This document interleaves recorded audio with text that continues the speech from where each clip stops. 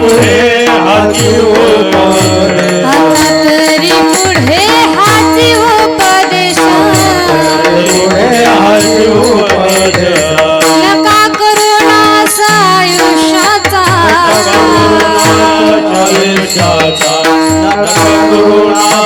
आयुष्याचा सगळ्यांचे पायी माझे दंडवत माझे दंडवत सगळ्यांचे पायी माझे दंडवत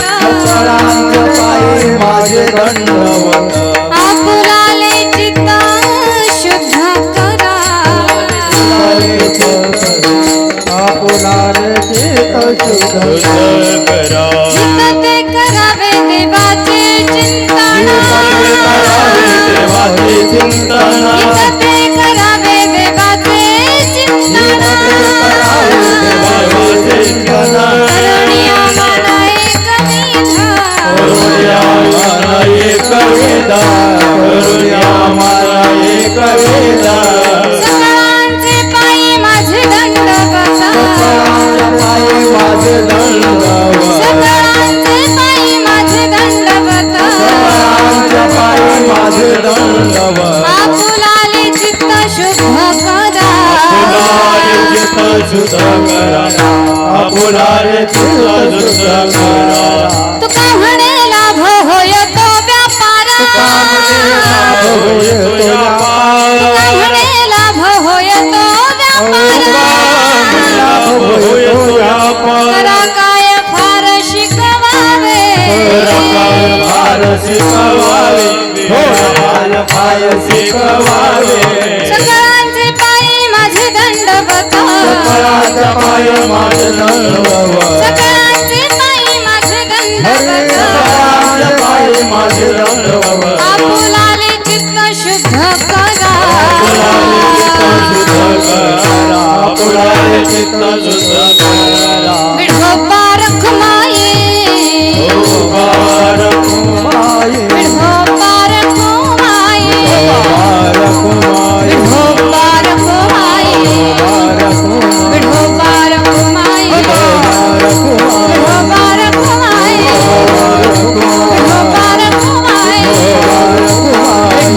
रखुमाई विठोबा रखुमाई विठोबा रखुमाई विठ्ठल विठ्ठल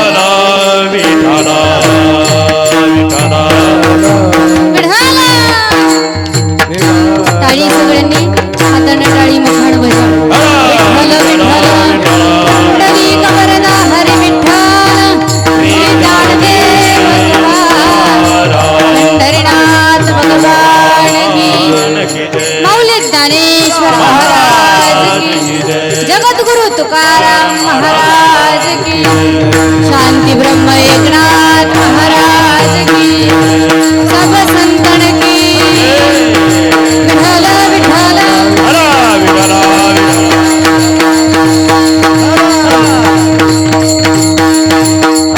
विठ्ठल विठ्ठल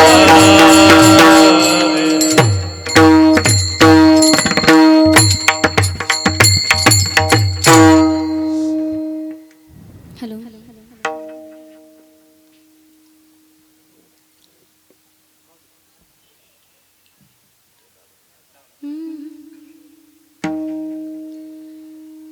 आता तरी पुढे हाची उपदेश नका करुणास आयुष्याचा सकळांचे पायी माझे दंडवत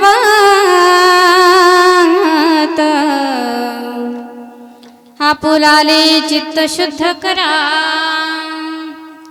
हित ते करावे देवाचे चिंतन करुणिया मन एकविध सकळांचे पायी माझे दंडवत आपुलाले चित्त शुद्ध करा तुका म्हणे लाभ होय तो व्यापार करा काय फार शिकवावे सकळांचे पायी माझे दंडवत आपुलाले चित्त शुद्ध करा विठ्ठल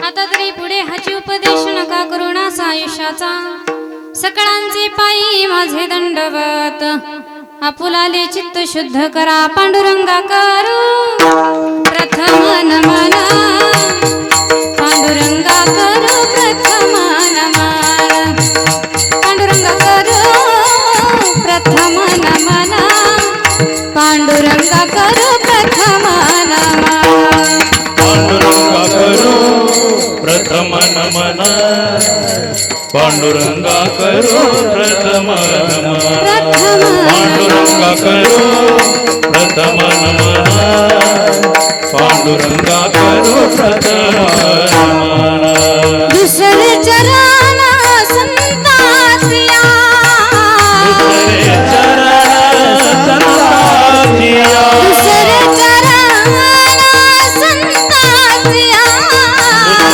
चरण संतासिया तुमच्या कृपादाने कथेचा विस्तारो त्यांच्या कृपादाने कथेचा विस्तारो त्यांच्या कृपादाने कथेचा विस्तारो त्यांच्या कृपादाने कथेचा विस्तारो चक्रपादाने कथेचा विस्तारो चक्रपादाने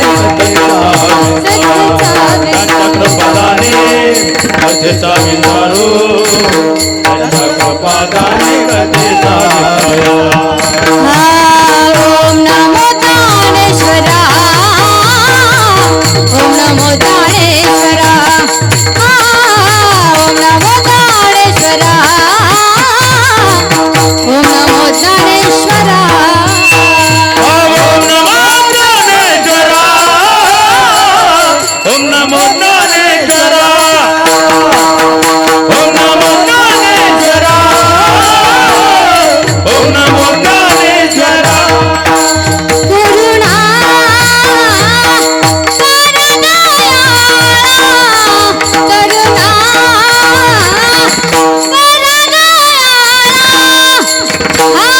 करुणा करा करा दयाळा तुमचा अनुग्रह लाधलो तुमचा अनुग्रह लाधलो तुमचा अनुग्रह लाधलो पावन झालो चराचर करुणा करा दयाळा करुणा करा दयाळा तुमचा अनुग्रह लादलो तुमचा अनुग्रह लादलो तुमचा अनुग्रह लादलो तुमचा अनुग्रह लादलो लादलो लादलो लादलो लादलो ओम नमो दानेश्वरा करुणा करा दयाळा तुमचा अनुग्रह लादलो पावन झालो चराचरी जय जय श्री राधा रमण जय जय नवाला किशोर जय गोपी चित चोर प्रभु जय जय माखन चोर सच्चिदानंद रूपाय विश्वपत्न्यादि हेतवे तापत्रय विनाशाय श्रीकृष्णाय वयं नमः यं प्रव्रजन्तमनुपेतमपेत कृत्यं द्वैपायनो विरह कातराजुहा पुत्रेति तन्मयतया तरुभिणे दोषं सर्वभूतहृदयं मुनिमानतोऽस्मि लोकाभिरामं रणरङ्गधीरं राजीवनेत्रं रघुशनाथं कारुण्यरूपं करुणाकरन्तं श्रीरामचन्द्रं शरणं प्रपद्ये मनोजगमारुततुल्यवेगं जितेन्द्रियं बुद्धिमतां वरिष्ठं वातात्मजनवानरयुतं श्रीरामदूतं शरणं प्रपद्ये मस्तक माझे पायावरिया मस्तक माझे पायावरिया वारकरी संताच्या यारा वारकरी संताच्या या वारकरी संताच्या मस्तक माझा पायावरिया मस्तक माझा पायावरिया वारकरी संताच्या या वारकरी संताच्या वारकरी संताच्या मस्तक हे पायावरे या वारकरी संताच्या या वारकरी संताच्या या वारकरी संताच्या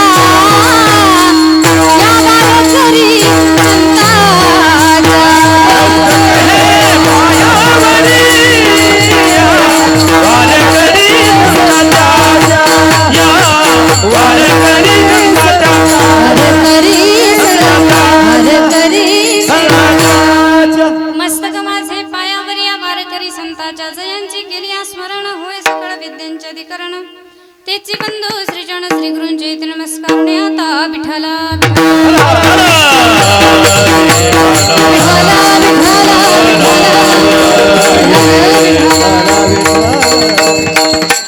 आता तरी पुढे हाची उपदेश नका करुणाचा आयुष्याचा सकळांचे पायी माझे दंडवत आपुलाले चित्त शुद्ध करा प्रसो प्राप्त प्रसंगी प्राप्तस्थळी कीर्तन रूपी सेवेसाठी निवडलेला अभंग संतश्रेष्ठ जगदवंदनीय जगदमान्य वैराग्याचे महामेरू वैराग्याचं जिवलंत प्रतीक असणारे नवेडवे सदैव वैकुंठाला जाणारे पंचम वेद निर्माते महाराष्ट्राचे भूषण श्रीमंत संत विश्ववंदनीय जगद्गुरु तुकोबाराय यांचा 4 चरणाचा उत्कृष्ट सुंदर सोपा सर्वांच्या परिचयाचा जगाला उपदेश करणारा गोड असा अभंग सेवेसाठी निवडला विठ्ठला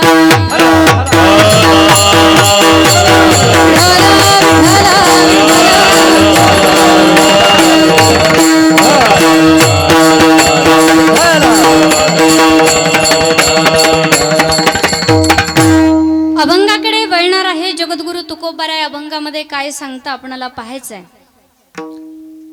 तत्पूर्वी अल्पसा हा पर्याय द्यायचा तो असा ब्रह्मांड नायक जगत चालक जगाचा नियंता परमपिता परमेश्वर की ज्या भगवान प्रभूची सत्ता आहे देवाच्या सत्तेविषयी बोलताना अनेक ठिकाणी साधू महात्म्यांनी सांगितलं भगवान परमात्माची सत्ता माझे माऊली ज्ञानोबाराय ज्या ज्ञानोबारायांचं समाधी सोहळा आहे ज्या माऊलींना जगाची माई समजलं जातं जगाची आई समजलं जातं असे ज्ञानोबारायांनी सांगितलं भगवान परमात्माची सत्ता म्या बोलविल्या वेदू बोले म्या चालविल्या सूर्य चाले म्या हालविल्या प्राण हाले जो जगाते चाळिता वृक्षाच्या पान हाले ज्याची झाडाचं पान हालायचं असेल तर भगवान परमात्माची सत्ता लागते बरं सगळ्यांनी लक्ष देऊन ऐका अनेक ठिकाणी संताच्या भाषेमध्ये बोलायचं ठरलं तर तुकोबाराय सांगतायत चाले हे शरीर कोणाची हे शरीर चालायचं बोलायचं असेल तर भगवान परमात्माची सत्ता लागते तुझी ये सत्तेने वेदाती बोलणे तुझी ये सत्तेने वेदाती बोलणे तुझी ये सत्तेने वेदाती बोलणे तुझी ये सत्तेने वेदाती बोलणे सूर्याची चालणे तुझी आवळे सूर्याची चालणे तुझी आवळे सूर्याची चालणे तुझी आवळे ऐसा तू समर्थ ब्रह्मांडाचा धनी ऐसा तू समर्थ ब्रह्मांडाचा धनी ऐसा तू समर्थ ब्रह्मांडाचा धनी ऐसा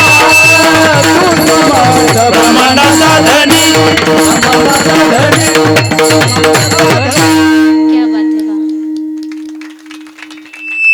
असं काहीतरी चालू ठेवा, कारण एवढे महान विभूत्या या ठिकाणी आहेत, त्यामुळं थोडंसं आपलंही काम आहे ते जे सांगितलं ते हातानं टाळी प्रत्येकानं वाजवत चला. भगवान परमात्माच्या सत्तेविषयी बोलताना सांगतायत, तुझी या सत्तेने वेदाशी बोलणे सूर्याशी चालणे तुझ्या बळे.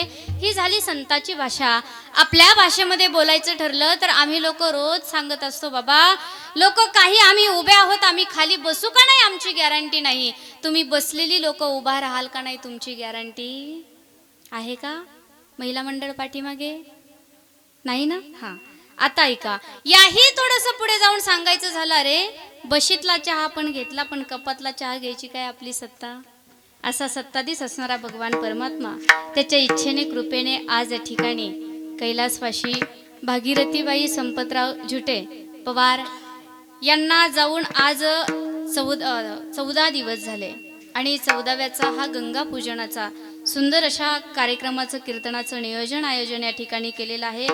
2 कीर्तन, रात्री कीर्तन होतं आणि आत्ताही कीर्तनाचं आयोजन केलेलं. सर्व झुटे परिवार सर्वांनी मिळून या कार्यक्रमाचं आयोजन त्याचबरोबर जी मुलं आहेत अशी नामदेव संपतराव झुटे पवार, त्याचबरोबर सुरेश संपतराव झुटे आणि गणेश चंडिकदास झुटे अशी मुलं आहेत. जी मुलं आपल्या आईच्या ऋणातून उतराई होण्याचा सुंदर असा प्रयत्न करतायत. सर्व झुटे परिवार ज्यांनी संपर्क साधला अशी त्या ठिकाणी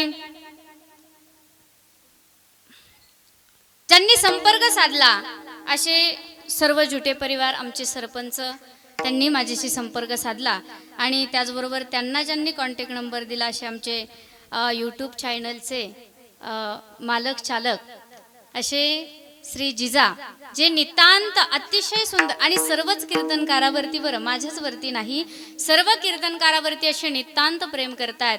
माझ्यावरती मुलीप्रमाणे प्रेम करणारे आमचे जिजा, त्यांनी माझ्याशी संपर्क साधला. जिजा स्वतः या ठिकाणी उपस्थित आहे, त्यांच्या चरणी नमन.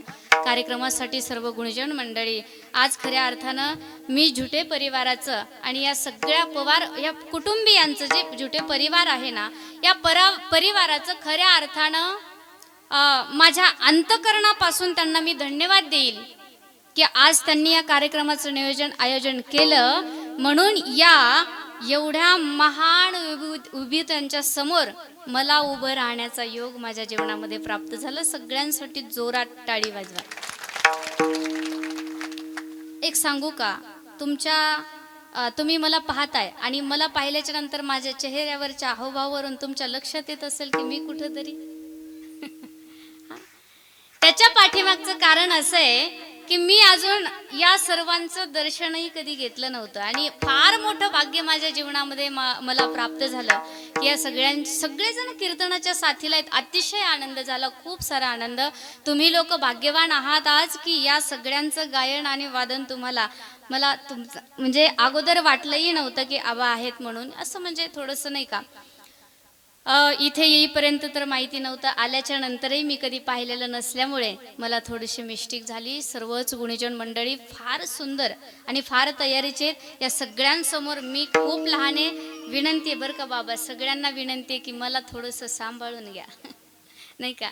अशी सर्वच महाराज मंडळी आज कीर्तनासाठी आवर्जून उपस्थित असणारे, रात्रभर ज्यांनी प्रवास केलाय आणि रात्रभर प्रवास करून इथपर्यंत उपस्थित राहिले, आपल्या सगळ्यांना त्यांची सेवा देत आहेत असे श्री हरिभक्त परायण महाराष्ट्रातील सुप्रसिद्ध मृदंगाचार्य, ज्यांच्या मृदंगानानं ऑल महाराष्ट्राला वेड लावून सोडलं. काजळे बाबांचं नाव आलं, मी नाव नाही घेणार, बाबांचं नाव आलं की सगळ्याला अगदी आनंद वाटतो. एवढा आनंद येतो लोकांना, एवढा आनंद वाटतो की आज त्यांचा पखवाज ऐकण्यासाठी लोक आतुर असतायत. असे काजळे बाबा या ठिकाणी उपस्थित आहेत. एकदा जोरात टाळी वाजवा. टाळीचा आवाज आला पाहिजे बरं. टाळी वाजवा म्हटलं की जोरात वाजवायची. इकडे इकडे सगळ्यांनी टाळ्या वाजवायच्या, नाहीतर तुम्ही साईडला बसलाय असं नका समजू, तुम लढो हम चप्पल सांभाळते, असं काही होऊ देऊ नका. अशी सर्वच त्या ठिकाणी बाबा कीर्तनासाठी उपस्थित आहेत. बाबांच्या चरणी माझं नमन, त्या ठिकाणी खूप खूप अभिनंदन. आणि त्याचबरोबर इकडे श्री हरिभक्त परायण कन्हैया महाराज शिष्य आहेत बाबांचे, भाग्यवान मुलं इथली सर्वजण ही विद्यार्थी मंडळ की जे काजळे बाबांकडे अभ्यास घेत आहेत. असे कन्हैया महाराज गोड असा मृदंग वाजवत आहेत. जोरात टाळी वाजवा त्यांच्यासाठी. परिक्रमा, अरे वा, क्या बात आहे, सुंदर. भाग्यवान आहात बाबा तुम्ही खरंच. बरं, तुमचंही दर्शन आम्हाला झालं. त्याचबरोबर ज्यांच्या आवाजानं उभ्या महाराष्ट्राला वेड लावून सोडलं ही जुनी मंडळी आहेत बरं. आणि आम्ही खूप लहान आहेत, अगदी खूप लहान आहे त्यांच्यापासून. आणि ही जुनी मंडळी, त्यांचं नाव जरी ऐकलं की मोठ्या मोठ्या कीर्तनकाराला अंगातून घाम सुटतो.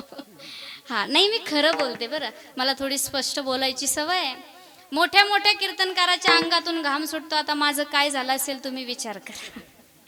पण तरीही भगवंताची असीम कृपा आणि यांचे सगळ्यांचेच आशीर्वाद, त्या निमित्तानं आज मी थोडा वेळ तुमच्याशी बोलण्याचा प्रयत्न करणार आहे. वास्तविक पाहता जास्त करून आपण यांचंच ऐकू, नाही का. असे आमचे श्री हरिभक्त परायण, महाराष्ट्राला वेड लावलं गाणं कोकिळा, आवाजाचे जादूगार आणि गोड असं संगीत विशारद श्री हरिभक्त परायण पंढरीनाथ आबा कदम. जोरात जोरात टाळी वाजवा, जोरात. एक सांगू का, तुमची संख्या आहे, तुम्हाला मी टाळी वाजवायला सांगते. काय करायला सांगते? टाळी वाजवायला सांगते. जेवढी संख्या आहे ना त्या संख्येप्रमाणे मला आवाज येत नाही. सरकार बदलो पडो उभं राहो, काही होऊ द्या सरकाराचं. सरकाराची काळजी तुम्ही करू नका, कारण सगळ्या गोष्टीच्या मागे जीएसटी, पण टाळीच्या मागे काही काय आहे? हा, टाळीच्या मागे जीएसटी नाही, मोफत आहे तुम्हाला. त्यामुळे बिनधास्त जोरात कीर्तनामध्ये टाळी वाजली पाहिजे, आवाज टाळी झाला पाहिजे. वा, क्या बात आहे. अशा आबा या ठिकाणी तुमच्याही चरणी नतमस्तक. इकडे श्री हरिभक्त परायण माईकच्या समोरचे पांडुरंग महाराज गोड अशी गाण्याची साथ करतायत. हरिभक्त परायण माईकच्या समोरचे बाबा अजय महाराज असतील, हा, वसंत आप्पा असतील. जोरात मी सगळ्यांची, अरे टाळी वाजवत चला ना. मी नावं घेत चलते, तुम्ही टाळी वाजवत चला. हरिभक्त परायण विलास भाऊ डोंबरे गोड अशी गाण्याची साथ करतायत. महादेव आप्पा गोड गाण्याची साथ करतायत. सर्वच फार मोठ्या मोठ्या विभूत्या, सर्वच गायनाचार्य मंडळी, सर्वच वादनाचार्य मंडळी.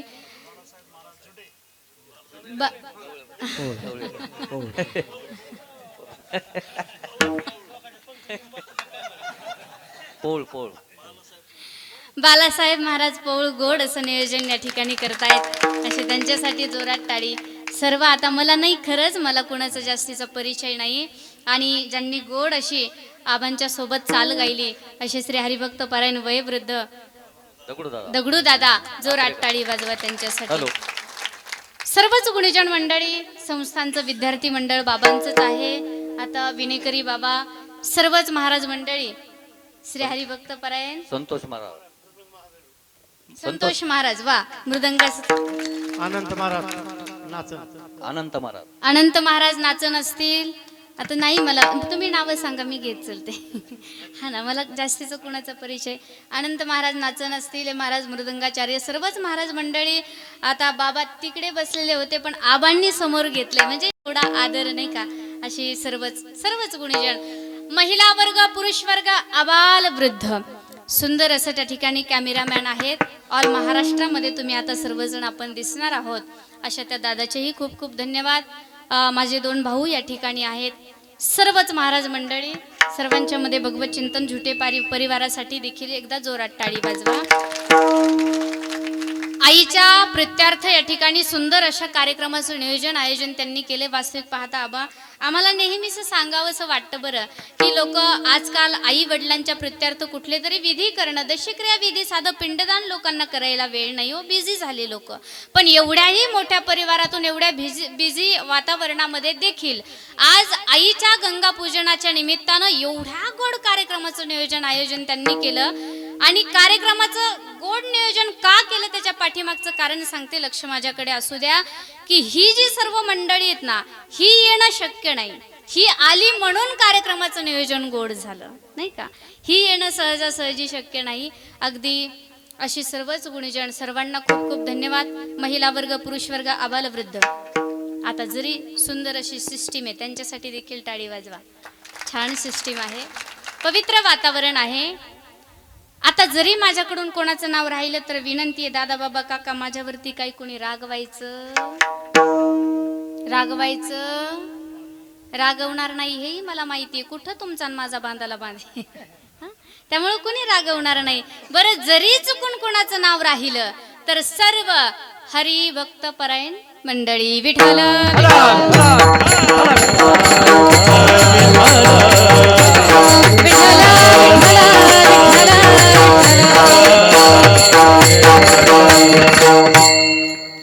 अभंग आहे जगद्गुरु तुकोबरायांचा. महाराज अभंगामध्ये काय सांगता आपणाला पाहायचं. ज्या संतांचा अभंग आहे ना, छोट्या खानी परिचय मी तुम्हाला करून देणार आहे. पण त्या अगोदर आज गंगा पूजन आहे, अर्थात गोड जेवणाचा हा एक विधी केला जातो. एक गोष्ट आहे पहा, माणूस मेल्याच्या नंतर माणसाच्या प्रित्यार्थ हे सर्व विधी कर्म करावे लागतात. शास्त्राने नियम घालून दिला, जो शास्त्रानं नियम घालून दिला ते आपण सांभाळतोय. दुसरी महत्वाची गोष्ट, हे विधी कर्म का करावे लागतात त्याच्या पाठीमागचं गोड असं कारण आहे की घरावरती पितृदोष लागू नये याच्यासाठी हे विधी कर्म करावे लागतात. आता गंगा पूजन का करायचं हे मी तुम्हाला बोलणार आहे, पण त्या अगोदरचा थोडासा इतिहास मी तुम्हाला सांगणार आहे. गरुड पुराण नावाच्या ग्रंथामध्ये गोड सांगितलं, लक्ष देऊन ऐका पहा. ज्या दिवशी आपल्या घरामधून जीव गेला ना, त्या दिवशी त्या देहावरती अग्निसंस्कार केले जातात. कुठे केले जातात? देहावरती अग्निसंस्कार केले जातात. वास्तविक पाहता आत्म्याला मरण नाही, तो मरत नाही. आत्मा फक्त देहाला सोडतो. देहावरती अग्निसंस्कार केले जातात, पण आत्मा आपल्या घरामध्येच राहणार आहे. लक्ष देऊन ऐका बरं. जीव गेल्याच्या नंतर देहावरती अग्निसंस्कार केले, आत्मा घराच्या आतमध्ये, उंबरट्याच्या बाहेर जाण्याची त्याला परवानगी नाही. ते 3 दिवस तो उंबरट्याच्या बाहेर जाऊ शकत नाही. शास्त्र परंपरा सांगते मी तुम्हाला, त्या ग्रंथामध्ये असं सांगितलंय 3 दिवस उंबरट्याच्या बाहेर जाणार नाही. तिसऱ्या दिवशी शास्त्र परंपरेनं एक सावडण्याचा विधी आहे. तुमच्याकडे आहे का? हा, सावडण्याचा विधी तिसऱ्या दिवशी शास्त्र परंपरेनं आपल्याकडे आलेला आहे. सावडण्याचा विधी झाला, राख गंगेला जाऊन मिळाली की त्या क्षणी आत्मा उंबरट्याच्या बाहेर प्रवेश करतो. तोपर्यंत तो घरामध्ये असतो. म्हणून आमच्या महिला मंडळींचे कदाचित अनुभव असतात, बऱ्यापैकी अनुभव असतात की त्यांना जीव गेला, माणूस निघून जाळला, तरीही त्यांना असं वाटतं की तो आमच्या इथे आसपास कुठेतरी भटकतोय. असं वाटतं ना सगळ्यांना, तो एक भास होत असतो. त्याच्या पाठीमागचं कारण, तो 3 दिवस आत्मा घरामध्ये असतो. तिसऱ्या दिवशी तो उंबरट्याच्या बाहेर पडला की तिथून पुढचे 7 दिवस तो पंचक्रोशी योनी धारण करतो, म्हणजे अर्थात पंचक्रोशीमध्ये फिरत असतो. मग ज्या ठिकाणी देहावरती अग्निसंस्कार केले अशा मशानभूमीमध्ये तिथे नाही जीव रमला त्याचा, तर कुठेतरी सख्या सोयऱ्यांच्या घरी तो आत्मा फिरत असतो. मुलीच्या घरी, जावयाकडे, बहिणीच्या घरी, भावाच्या घरी, यांच्या घरी तो आत्मा फिरत असतो पहा. मग तो फिरत असताना तिथून पुढचे 7 दिवस सख्या सोयऱ्यांनी देखील लक्ष ठेवलं पाहिजे. कदाचित चुकून एखादा कावळा जर आपल्या दारामध्ये त्या 7 दिवसाच्या कालावधीमध्ये आला तर त्या कावळ्याला घास देणं हे आपलं कर्तव्य. त्याच्या पाठीमागचं कारण, आत्मा कधी येईल सांगता येत नाही. त्या पितरांची शांती करण्यासाठी 7 दिवस सगळ्यांनी लक्ष ठेवायचंय. आता हे 7 अगोदरचे 3 किती झाले? बोला बरं, महत्वाचं सांगते. हे 7 अगोदरचे 3 किती झाले? 10 दिवस. 10व्या दिवशी शास्त्राच्या नियमाप्रमाणे दशक्रिया विधीचं पिंडदान केलं जातं. दशक्रिया विधीचं पिंडदान झालं की 10 दिवस आपल्याकडे वृद्धी पाळली जाते. आपल्या भाषेमध्ये आपण सुतक म्हणतो त्याला, नाही का? 10 दिवस सुतक पाळलं जातं. मग 10 दिवस सुतक ज्या घरामध्ये आहे त्या घरामध्ये शक्यतो माणसं जेवण करत नाही, पाणी पित नाही. अन्न दूषित आहे असं अर्थात नसतं, पण असं समजतो आपण. मग 10 दिवस त्या आत्म्याचा आणि आपलाही संबंध असतो. म्हणून तिथपर्यंत 10व्या दिवशी दशक्रिया विधी झाला की आजचा दिवस आहे गंगा पूजनाचा, गोड जेवणाचा. आजच्या दिवशी सगळ्यांसाठी गोड जेवण केलं जातं. दशक्रियात जरी खाल्लं नाही तर गोड जेवणाचं अवश्य माणसानं खावं, कारण ते पवित्र राहतं. आणि आजच्या दिवशी अजून एक संकेत असा आहे की जे काही आपले पितर गेलेले आहेत त्यांचा आणि आपला संबंध फक्त आजच्या दिवसापर्यंतच आहे. 14 दिवस जोपर्यंत होतात ना, जे पितर गेले त्यांचा आणि आपला संबंध आजच्या दिवसापर्यंत आहे. इथून पुढे त्यांचा आणि आमचा संबंध सुटला. ज्याचा त्याचा देऊन टाकायचं, ज्यानं जन्माला घातलं त्याच्याकडे आपण देऊन टाकायचं. आणि म्हणून आजचा हा गोड असा गंगा पूजनाचा कार्यक्रम, गोड जेवणाचा कार्यक्रम, असा गोड जेवणाच्या कार्यक्रमानिमित्तानं आईच्या ऋणातून उतराई होण्याचा दादा प्रयत्न करतायत, जुटे कुटुंबीय प्रयत्न करतायत. मायबाप सांगेल बाबा तुम्हाला, एवढे ऋण असतात आई वडिलांचे आपल्यावरती, एवढे ऋण असतात. त्या ऋणातून माणूस कधीही उतराई होऊ शकत. हा छोटासा प्रयत्न आहे. एक जण म्हणे आम्ही आमच्या आई वडिलाच्या ऋणातून उतराई होणार आहे. त्याला विचारलं तू काय करणार आहे? त्यानं सांगितलं चांबड्याची चप्पल बनेल आणि आई वडिलांच्या पायामध्ये घालेल. त्याला सांगितलं बाबा रे, अरे ज्या चांबड्याची तू चप्पल बनवणार आहे ते चांबडं तुला दिलंय कुणी? झोपले काका? हा, मी काय सांगते कळतंय तुम्हाला? लक्षात येते माझं बोलणं? समजते ना पाठीमागे सगळ्यांना? ज्या चांबड्याची चप्पल बनवणार आहे ते चांबडं तुला दिलंय कुणी? जन्माला कुणी घातलं? हा, आई वडिलांनीच घातलं. आई वडिलांनीच दिलेलं ते त्यांच्याच पायामध्ये घातलं तर आपण ऋणातून उतराई होऊ शकत नाही. हा छोटासा प्रयत्न आहे. आईच्या आणि वडिलाच्या ऋणातून उतराई होण्याचा गोड असा प्रयत्न करतायत. दुसरी महत्वाची गोष्ट, पितृदोष लागू नये यासाठी देखील हे विधी कर्म केले जातात. पितरांचा परकोप आपल्यावरती होऊ नये, त्यांच्या आत्म्याला शांती लागावी यासाठी देखील विधी कर्म केले जातात. तुम्ही म्हणाल पितृदोष लागला कशावरून समजायचं? ज्या घरामध्ये मुलं जन्माला येत नाही, लक्ष असू द्या, ज्या घरामध्ये जन्माला आलेली मुलं लगेच मरण पावतायत, ज्या घरामध्ये मुलं आई वडिलांचं ऐकत नाहीत, समजावं त्या घरावरती पितृदोष आहे. हा कथा त्याचे करीती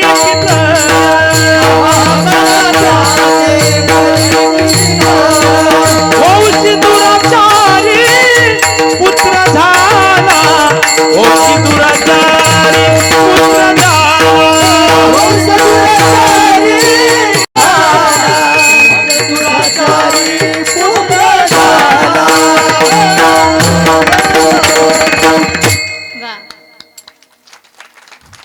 एक सांगू का तुम्हाला? वंशी दुराचारी, ज्या घरावरती पितृदोष आहे त्याच घरामध्ये दुराचारी वाईट कर्म करणारी मुलं जन्माला येत आहेत. आणि म्हणून अशी वाईट कर्म करणारी मुलं जन्माला येऊ नये. वेळेमध्ये मुलं जन्माला नाही आली तरीही पितृदोष आहे आणि म्हणून असा पितरांचा प्रकोप आपल्यावरती होऊ नये यासाठी देखील हे विधी कर्म केले जातात. विठ्ठल विठ्ठल विठ्ठल विठ्ठल विठ्ठल. हे सगळं निमित्त आहे आणि म्हणून मी थोडंसं सांगण्याचा प्रयत्न केला. मी आणखी तुम्हाला काहीतरी पुढे बोलणार आहे. लक्ष माझ्याकडे असू द्या. ज्या तुकोबारांचा अभंग सेवेसाठी निवडलाय त्या तुकोबारांच्या विषयी जर बोलायचं ठरलं तर अनेक ठिकाणी महाराजांच्या अधिकाराबद्दल सांगितलं. जगद्गुरु तुकोबारांच्या तुकाराम तुकाराम तुकाराम तुकाराम नाम घेता कापे यमा, नाम घेता कापे यमा.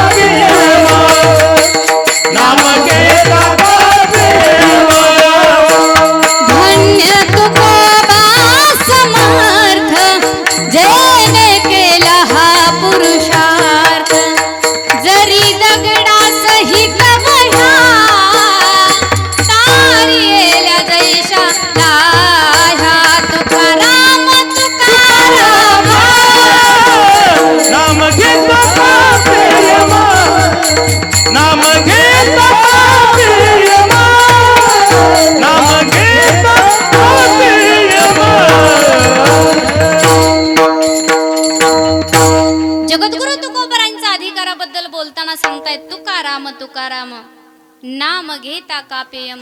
मला सांगावं जरा सगळ्या मंडळीने, यमाचं नाव ऐकलं की कोणाला थरकाप सुटतो? बोलताय का? जाऊ घरी? मलाही थोडीशी घाई आहे. बोलताय ना तुम्ही? यमाचं नाव ऐकलं तर तुम्हाला आणि आम्हाला थरकाप सुटतो, बरोबर? काळानं आपल्यावरती झडप घालावी असं कधीच कोणाला वाटत नाही. मी मरावं असं कोणाला वाटतं? वाटत असेल तर करा वरती बोट, आपण उद्या तिकीट काढू त्यांचं. मी मरावं असं कोणाला वाटत नाही. काळ आपल्यावरती टपून बसलाय. कधी याचं सरतय, कधी मी याला घेऊन जातोय. घडोघडी काळ वाट याची पाहे, अजून किती आहे अवकाश. घडोघडीला तो आपली वाट पाहतोय. जसं लोण्याच्या गोळ्यावरती मांजरीची झडप असावी, कधी म्हातारडी बाजूला जाते, कधी मी तो लोण्याचा गोळा खाते. काळाची आपल्यावरती झडप आहे, ती काळानं आपल्यावरती झडप घालण्या अगोदर जागं व्हायचे, विचार करायचा. तुम्ही म्हणाल कसला करावा? जो जगद्गुरु तुकोबरांनी केला पहा, अखंड प्रभूचं चिंतन. दिनरजनी हाची धंदा, गोविंदाचे पवाडे. रात्रंदिवस महाराजांनी चिंतन करावं, भजन करावं. त्या जगद्गुरु तुकोबारांनी आपल्याला सांगितलं, बाबांनो, देवानं तुम्हाला नरदेह दिलाय ना, तो नरदेह भगवान परमात्मानं तुम्हाला कशासाठी दिलाय हो? देवे दिला देव भजन गोमाता, देवे दिला देव भजन गोमाता, तो या झाला फाटा बाजिकेचा, तो या झाला फाटा बाजिकेचा. देवे दिला देह भजन गोमाता, देवे दिला देह भजन गोमाता, तो या झाला फाटा बाजिकेचा, तो या झाला फाटा बाजिकेचा.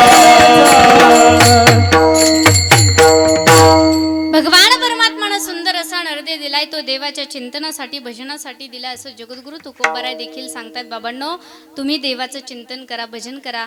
त्या तुकोबारांच्या जीवनामधला एक गोड प्रसंग आहे, सांगेल तुम्हाला लक्ष देऊ नाही का? जगद्गुरु तुकोबाराय अखंड प्रभूचं चिंतन करायचे. देवाचं चिंतन करत असताना अगोदर तर खूप त्रास झाला, नंतर लोक त्यांची कीर्तनं ऐकायला लागली. कीर्तन ऐकत असताना प्रत्येक गावामध्ये जगद्गुरु तुकोबारांचे कीर्तन प्रवचन होऊ लागले. गावागावामध्ये फिरू लागले. कीर्तन प्रवचन ऐकलं की बरेचसे असे साधक, त्यांचे शिष्य मंडळी होऊ लागली, तयार होऊ लागली. असाच एका गावामधला एक साधक महाराजांना म्हणतोय, बाबा, मला तुमचा शिष्य म्हणून स्वीकार करा. जगद्गुरु तुकोबाराय नाही म्हटले नाही, कारण ते कधीच कोणाला नाही म्हणत नव्हते. त्यांचंच आहे की त्यांनी म्हणायचे, या रे या रे, सगळ्यांनी या, सगळ्यांनी आमच्या सोबत देवाचं चिंतन करा. ते कधी कोणाला नाही म्हटले नाही, त्या व्यक्तीचा शिष्य म्हणून स्वीकार केला. अखंड त्या ठिकाणी जगद्गुरु तुकोबारायांची सेवा तो करायचा. आणि सेवा करत असताना एक दिवस त्याला कुठेतरी बाहेर गावी जाण्याचा योग आला. लक्ष असू द्या, कुठेतरी बाहेर गावी जाण्याचा योग आला. सेवेमध्ये खंड पडणार म्हणून चेहरा निर्मुसला झाला. काय करावं काही सुचत नव्हतं. पण पत्नीनं सांगितलं, म्हणे, स्वामी, काळजी करू नका, जरी तुम्ही सेवा केली नाही ना, तर मी आहे ना तुमच्या पश्चात, मी तुमच्या गुरूंची सेवा करेन, तुमच्या गुरूंची सेवा करेल. असं म्हटल्याबरोबर त्यांनी सांगितलं, का ग, काय करू, तू तिथे जाशील का? म्हणे, नाही. तुकोबारांना आपल्या घरी बोलवा. जगद्गुरु तुकोबारांना घरी बोलवलं. पण त्या बाईच्या डोक्यामध्ये एकच गोष्ट होती, कारण जगद्गुरु तुकोबारांनी त्या काळ्या विठ्याच्या नादानं स्वतःच्या संसाराची राख रांगोळी केली. आता माझ्याही पतीला वेड लावून सोडलं, याचा बदला मी घेतल्याशिवाय राहणार नाही. काय म्हटल्या महिला मंडळ? काय म्हटले त्या व्यक्तीची बायको? माझ्या संसाराची राख रांगोळी केली, आता याचा बदला मी घेतल्याशिवाय राहणार. बदल्याची आग मनामध्ये पेट. आता नाही त्या ठिकाणी महिला मंडळी आमच्या विचार करतात बरं का, आणि नाही त्या ठिकाणी विचार करतात म्हणून तेव्हापासून असं म्हटलं गेलेलं आहे, बाईचा मेंदू कुठे असतो? मी नाही म्हणत आहे, पूर्वजांनी सांगितलंय. बाईचा मेंदू कुठे? हा, आता नाही राहिला, कारण आता सर्व सुशिक्षित महिला झाल्या, आता बऱ्यापैकी छान विचार करतायत. पण जुनी लोक असं म्हणायची, बाईचा मेंदू गुडघ्यामध्ये, असं सांगायची सहज, नाही का? त्या बाईनं विचार केला की माझ्या पतीला वेड लावून सोडलं, याचा बदला मी घेतल्याशिवाय राहणार नाही. तुकोबाराय घरी आले. बाईनं रात्रीच्या 8 वाजता हिटरला पाणी गरम करायला ठेवलं होतं, तर सकाळच्या 4 वाजेपर्यंत ते पाणी उकळत होतं. म्हणजे किती गरम झालं असेल याचा विचार करा. असं बोट घालावं तर साल्ट बाहेर पडावं, एवढं गरम झालेलं उकळतं पाणी जगद्गुरु तुकोबारायांना त्या ठिकाणी स्नानासाठी तिनं ठेवलं. आणि तुकोबारायांच्या अंगावरती ते गरम पाणी ओतलं. पहा त्या बाईनं. जगद्गुरु तुकोबारायांनी डोळे झाकले आणि डोळे झाकून सांगितलं, भगवान, पेटून उठला वनवासारा, तिने जगाला लागली आग. वा वा वा. नसे निवारा, नसे आसरा, कुठे मी जाऊ सांग विठ्ठला. जळे माझी काया लागला बनवा, जळे माझी काया लागला लागला बनवा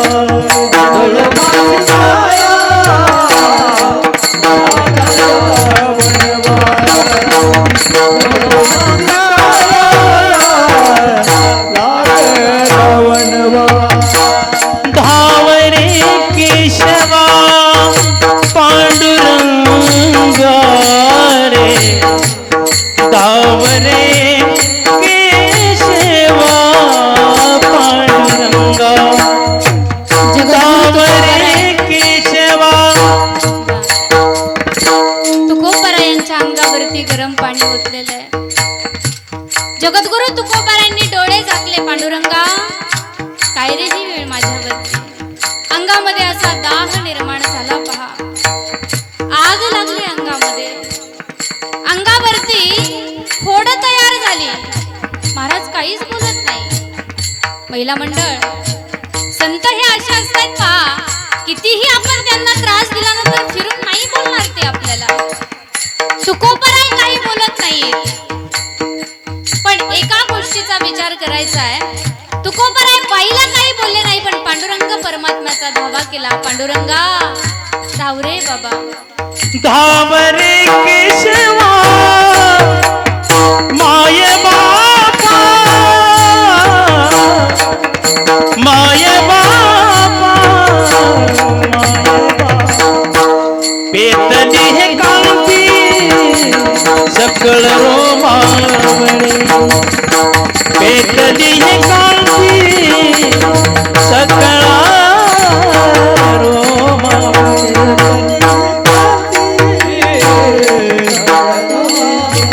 पांडुरंगा माय बाबा पांडुरंगा माय बाबा पांडुरंगा पांडुरंगा पांडुरंगा रे पांडुरंगा रे पांडुरंगा.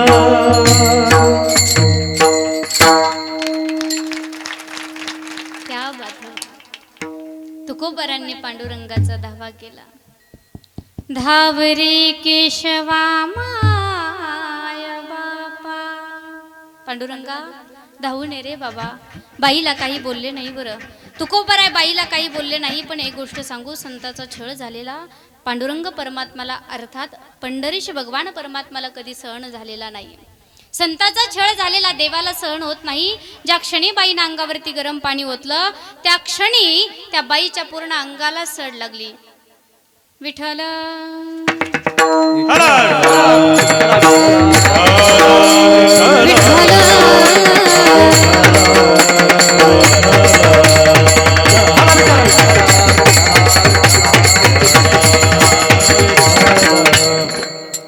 त्या बाईच्या पूर्ण अंगाला सड लागली. अंगावरती जखम तयार झाल्या. अनेक हॉस्पिटल दाखवले. तिच्या लक्षात आलं या जगामधला असा एकही डॉक्टर नाही की तो डॉक्टर या आजारावरती विलाज करेल. आणि म्हणून ती जगद्गुरु तुकोबारायांकडे लक्ष माझ्याकडे असू द्या. तुकोबारायांचा अधिकार सांगते. तुकोबारायांकडे गेली आणि महाराजांना सांगते महाराज माझ्याकडून चूक झाली. मला क्षमा करा.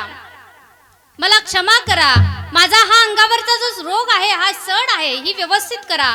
महाराजांनी सांगितलं मी तर काही केलं नाही. पण तुम्हाला असं वाटत असेल ज्या ठिकाणी माझ्या अंगावरती गरम पाणी ओतलं त्या ठिकाणी जा. तिथला चिखल घ्या माती घ्या अंगाला लावा. अंग पूर्ववत होईल. ती बाई घरी आली आणि घरी आल्याच्या नंतर तिथली चिखल माती घेतली अंगाला लावली. महिला मंडळ आश्चर्य असं एका क्षणार्धामध्ये त्या बाईचं अंग जशाच्या तसं झालं. पुन्हा अगोदर जसं होतं तसं दिव्य देह तिला प्राप्त झाला. सांगायचं तात्पर्य हा अधिकार माझ्या जगद्गुरु तुकोबारायांचा आहे. अधिकाराबद्दल बोलताना सांगतायत तुकिता तुलनीसी ब्रह्म तुकासी आले म्हणून रामेश्वरी चरणी मस्तक ठेविले आरती तुकारामा. ब्रह्म तुकासी आले म्हणून रामेश्वरी चरणी मस्तक ठेविले आरती तुकारामा. आरती तुकारामा. आरती तुकारामा. असे अधिकार संपन्न जगद्गुरु तुकोबाराय त्या त्यांनी सांगितलं भगवान सगळ्या लोकांना सांगितलं बाबा विठ्ठल विठ्ठल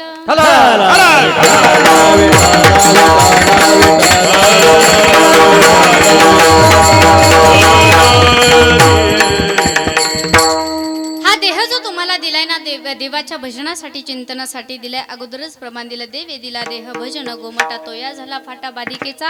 प्रत्येक इंद्रिय भगवान परमात्मानं देवाच्या कामासाठी दिलंय.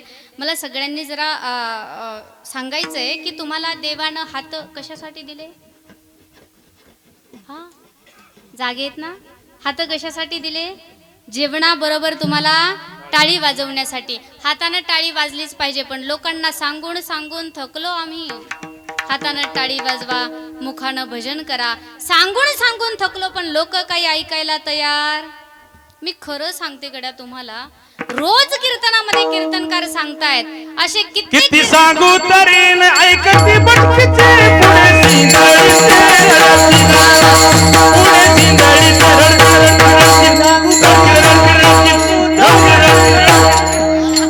पुढे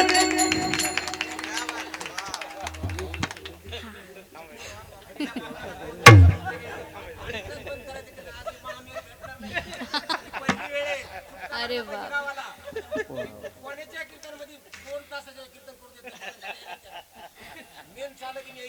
वा वा वा खरंय त्यांचं जोरात टाळी वाजवा. हा 2 तासाच्या वर कीर्तन झालं की लोक रेंगाळतात, पण कितीही पैसे दिले तर हे नाही भेटणार पुन्हा. हे भेटत नाही. म्हणून बाबांनी सांगितलं 2:30 वाजता कीर्तन संपवायचं. मी बरोबर 4 वाजवते, तुम्ही काळजीच करा. विठ्ठल विठ्ठल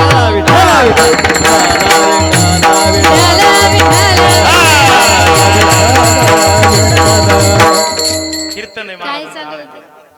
आळंदी आळंदी हो ना, आळंदीला जायचंय. मी 2ला 7 वाजता पैठणला कीर्तन आहे. जाईल. आळंदी आहे अर्धा तास आहे. ह्या प्रमाणाचा उच्चार करा, ह्या प्रमाणाचा उच्चार करा. किती सांगू तरी ना ऐकती, आणि पुढे शिंदडीचे रडतील. नाथबाबांनी शिव्या दिल्या बाबा आपल्याला. शिव्या देऊन सांगितलं बाबांना, लोक सहजासहजी ऐकायला तयारच नाही हो. विनंती करून सांगतायत, विनंती करून सांगितलं, लोक ऐकायला तयार नाही, म्हणून शिव्या देऊन सांगितलं. सर्व साधू संतांनी हातामध्ये अशी छडी घेऊन सांगितलं, पहा आपल्याला देवाचं भजन करा, चिंतन करा. हात दिले टाळी वाजवण्यासाठी. बरोबर, हातानं लोक टाळी वाजवत नाही. मी एक गोष्ट सांगेल बघा तुम्हाला. हातामध्ये ना आपल्या वेगवेगळ्या प्रकारच्या रेषा असतात, धनरेषा, आयुष्य रेषा असं म्हणतायत. तुम्ही जर अशी हातानं टाळी वाजवली ते देवाच्या चिंतनामध्ये, बरं अशी हातानं तुम्ही टाळी वाजवली तर देवाच्या चिंतनाची हवा या टाळीमध्ये अशी दबते, आणि दबल्याबरोबर तुमच्या ज्या तुटलेल्या बुजलेल्या ज्या धनरेषा आहेत ना त्या पूर्ण खुल्या होऊन जातात असं म्हणतात. काय केलं पाहिजे? आता तरी थोडासा लागला करंट, पण थोडासा लेट लागला. नाही असू द्या, काही अडचण नाही. काय विचित्र लोक आहेत, पण धनरेषा खुल्या होता म्हटलं की किती टाळी वाजवली नाही. नाही होतात. धनरेषा आयुष्यरेषा नामस्मरणामध्ये टाळी वाजवली, धनरेषा आयुष्यरेषा खुल्या होत्या असं म्हणतायत. हात दिले तुम्हाला टाळी वाजवण्यासाठी. महिला मंडळ, देवानं तोंड दिले तुम्हाला शेजारणीला शिव्या देण्यासाठी. राम भजन को दिया कमल, राम भजन को दिया, राम भजन को दिया, राम भजन को दिया.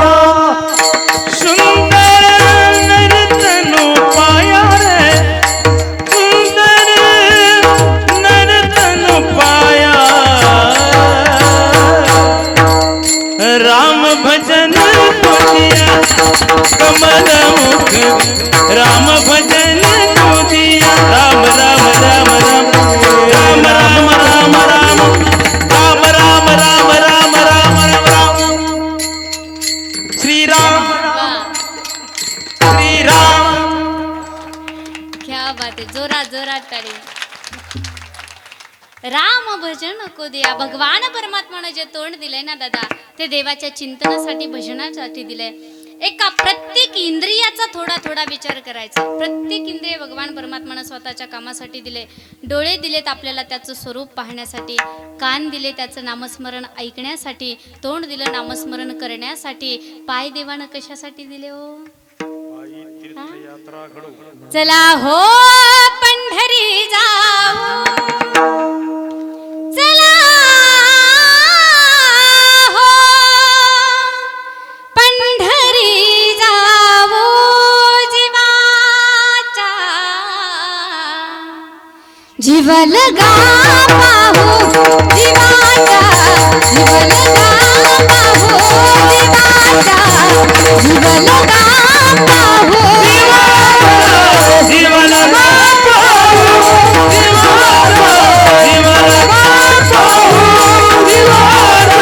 जीवाला स्नान करुणिया,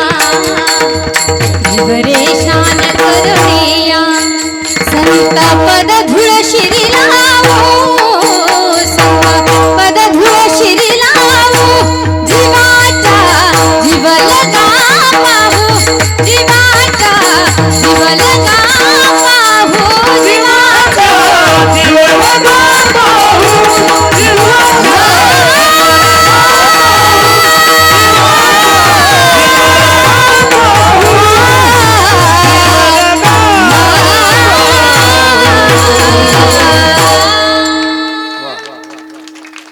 भगवान परमात्माने जे पाय आपल्याला दिले ना, ते त्याची तीर्थयात्रा करण्यासाठी दिलेत. प्रत्येक इंद्रिय दिले, इंद्रिय हात इंद्रिय हात पाय कान, डोळे मुख बोलाया वचन, जने तू जोडती नारायण, नाचे स्वप्न भवरोग. दिले इंद्रिय हात पाय कान, डोळे मुख बोलाया वचन, जने तू जोडती नारायण, नाचे जीवपण भवरोग, भवरोग, भवरोग, भवरोग.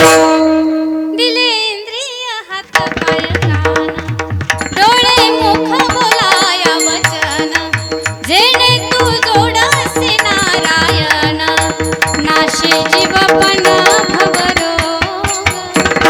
भगवान परमात्माने जे इंद्रिय दिले त्याच्या कामासाठी दिलेले आहेत. म्हणून या इंद्रियानं देवाचं चिंतन भजन करायचं असं जगद्गुरु तुकोबारांनी सांगितलं आणि ते आपण ऐकलंच पाहिजे. तुकोबारांनी सांगितलं, बाबांनो आता तरी इथून पुढे तरी देवानं नरदेह देवाच्या चिंतनासाठी दिलाय. मग या नरदेहाचं तुम्ही काय करू नका. आता तरी पुढे माझी उपदेश, आता तरी पुढे माझी उपदेश, आता तरी पुढे हाजी उपदेश, आता तरी पुढे हाजी उपदेश. नका करूनच आयुष्याचा, नका करूनच आयुष्याचा, नका करूनच आयुष्याचा, नका करूनच आयुष्याचा, नका करूनच आयुष्याचा. सकळांच्या पाया माझे दंडवत, सकळांच्या पाया माझे दंडवत, सगळ्यांच्या पाया माझे दंडवत, सकळांच्या पाया माझे दंडवत, माझे दंडवत, माझे दंडवत. क्या बात आहे, वा. आता तरी पुढे हाची उपदेश, नका करुणासा आयुष्याचा. जगद्गुरु तुकोबाराय सांगतायत, लक्ष द्या माझ्याकडे. तुकोबारांनी सांगितलं, बाबांनो देवानं तुम्हाला नरदेह भजनासाठी दिलेलं, चिंतनासाठी दिलाय. म्हणून आता तरी इथून पुढे तरी या नरदेहाचा नाश तुम्ही करू नका. नका करुणासा आयुष्याचा.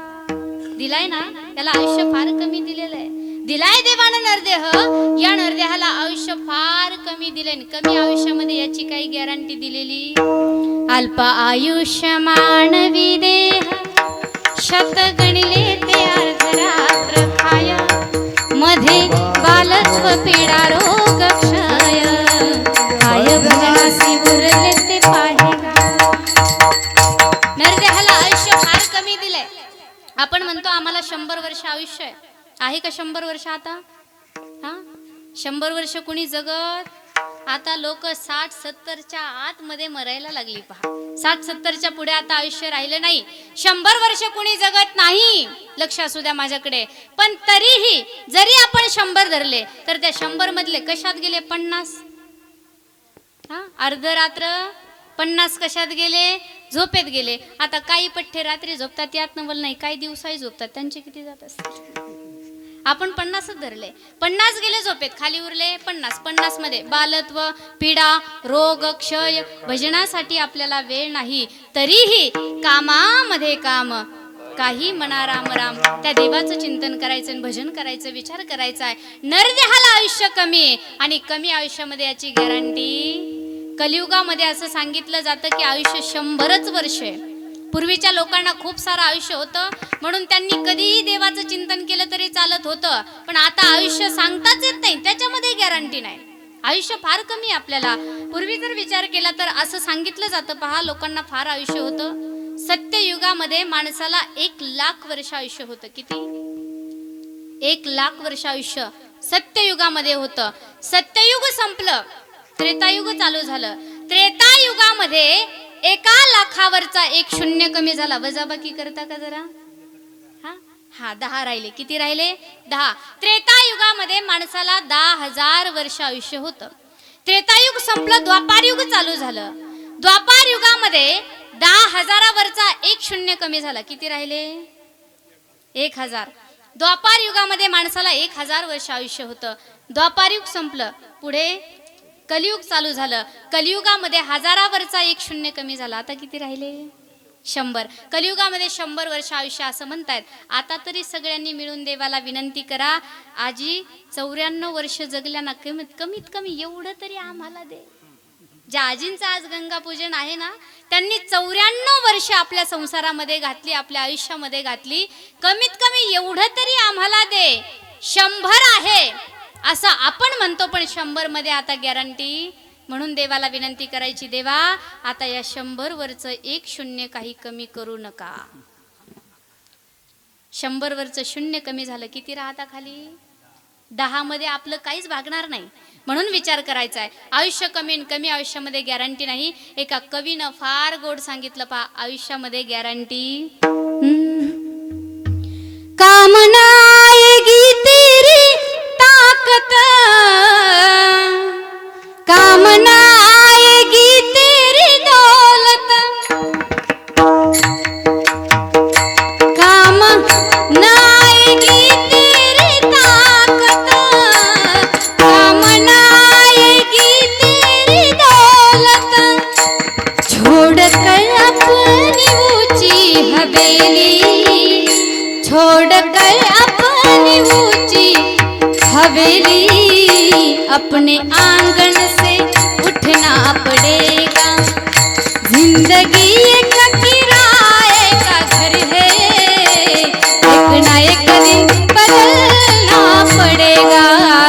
मौत जब तुझको आवाज देगी, जोरात घर से ताली. बाहर सगळ्यांनी टाळी वाजवा, टाळी. बाहर निकलना पड़ेगा, घर से बाहर निकलना पड़ेगा.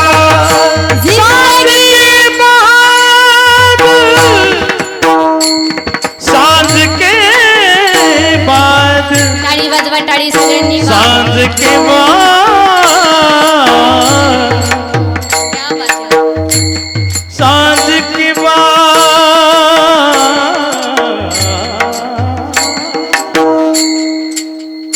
पाव फूलों से रखने से पहले, पाव फूलों से रखने से पहले तुझ पुकारों पे जलना पड़ेगा. मौत जब तुझको आवाज देगी, घर से बाहर निकलना पड़ेगा. मौत जब तुझको आवाज देगी, घर से बाहर निकलना पड़ेगा. मौत जब तुझको आवाज देगी, घर से बाहर निकलना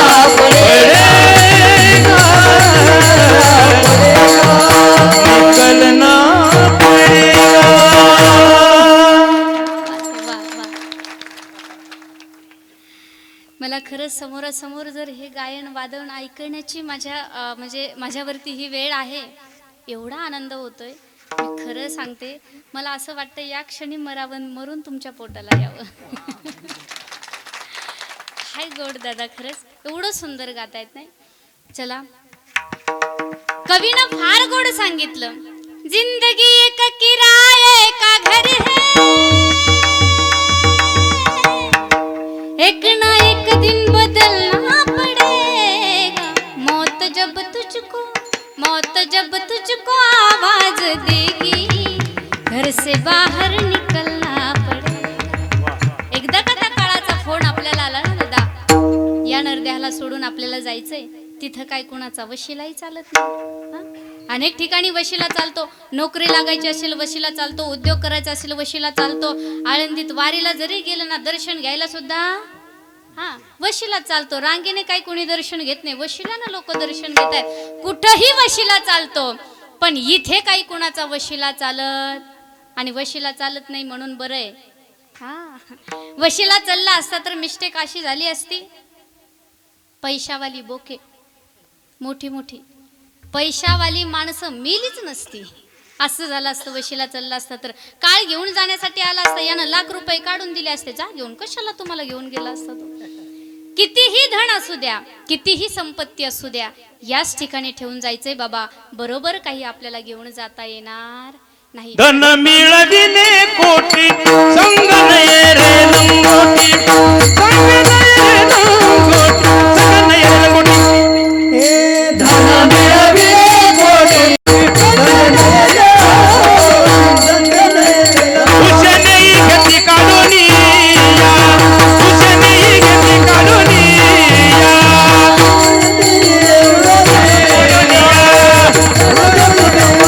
दुनिया देती यमाची हाती, दुनिया देती यमाची हाती. अरे हुसेनही घेतली काढूनी या, हुसेनही घेतली काढूनी या.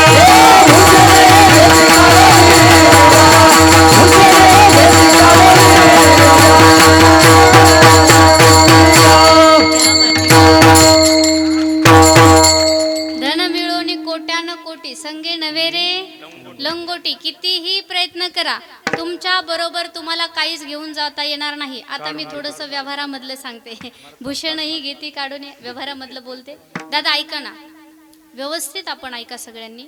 विचित्र प्रकारे आपण धन कमवतो आयुष्यामध्ये, व्यवसाय करून, नोकरी करून, उद्योग करून, धंदा करून, कुठल्याही प्रकारे आपण धन कमवतो. कमवताना तुम्ही सांगा, बोला जरा, बोला बरं. माझ्या कीर्तनामध्ये खरंच बोलावं लागतं, असं टिपाड बसल्यासारखं खरंच बसू नका, थोडंसं प्रसन्न बसा, नाही का. वेगवेगळ्या प्रकारे तुम्ही धन सत्ता संपत्ती कमवली, गळ्याची शपथ घेऊन सांगा, कोणासाठी कमवलं? कोणासाठी? मुलासाठी. मग ऐका, आता ज्यांच्यासाठी तुम्ही कमवलं, तुम्ही मेल्याच्या नंतर तुम्हाला पेटवणार कोण आहेत? पेटवणारे कोण आहेत? मुलंच आहेत. मेल्याच्या नंतर पेटवणारा, अरे ज्यांच्यासाठी कमवतोय तेच पेटवतोय आपल्याला, पण त्याच्यामध्ये आनंद आहे. आपल्या मुलांना आपल्याला पेटावं, याच्यामध्ये माणसाचा मोठा आनंद. ठीक आहे, बरं तुम्ही मुलांसाठी कमवलं, कोणाच्याही सातबाऱ्याच्या यादीमध्ये माझं नाव काय सापडणार? मुलांसाठीच तुम्ही कमवलं, मुलांसाठी धन सत्ता संपत्ती कमवली, हाऊस मौसही तेवढीच केली दादा तुम्ही कमवत असताना. काही काही श्रीमंत लोक, श्रीमंत सांगते बरं, गरिबाचा अजिबात बोलणार नाही. गरिबी काय असते मला जवळून माहिती आहे, त्यामुळे मी गरिबी विषयी बिलकुल बोलणार. काही काही श्रीमंत लोक 10-10 बोटामध्ये 10-10 सोन्याच्या अंगठ्या घालतात, गळ्यामध्ये 10-10, 15-15 तोळ्याचे लॉकेट गळ्यामध्ये तुम्ही घालता. पण मी खरं सांगेल तुम्हाला, अरे 10 बोटामध्ये 10 सोन्याच्या अंगठ्या तुम्ही घातलेल्या असू द्या, तुम्ही मेल्याच्या नंतर शेजारी पाजारी नाही, सखे सोयरी नाही, तर तुमचीच बायको अंगावर पडून रडत रडत बोटातल्या अंगठ्या काढून घेते. बोलायच्या पुढे भूषणही घेती काढून, रडत रडत आपलीच बायको अंगठ्या काढून घेते बोटातल्या, आपल्या सोबत घेऊन जाऊ देत. मग कितीही कमवा, याच ठिकाणी ठेवून जायचंय. म्हणून तुकोबाराय सांगतात बाबांनो, या नरदेहाला आयुष्य कमी आयुष्यामध्ये गॅरंटी नाही. या कमी आयुष्यामध्ये नेमकं तुम्ही काय करा? करा हरी भक्ती परलोकी येईल कामा.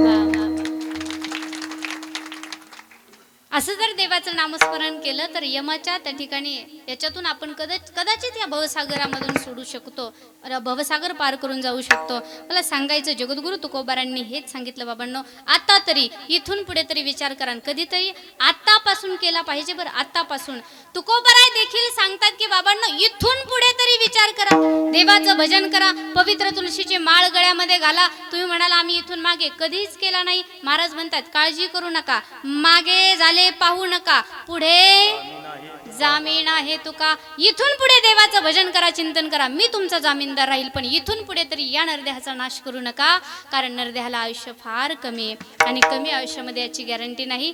आता तरी पुढे हाची उपदेश नका करुणास,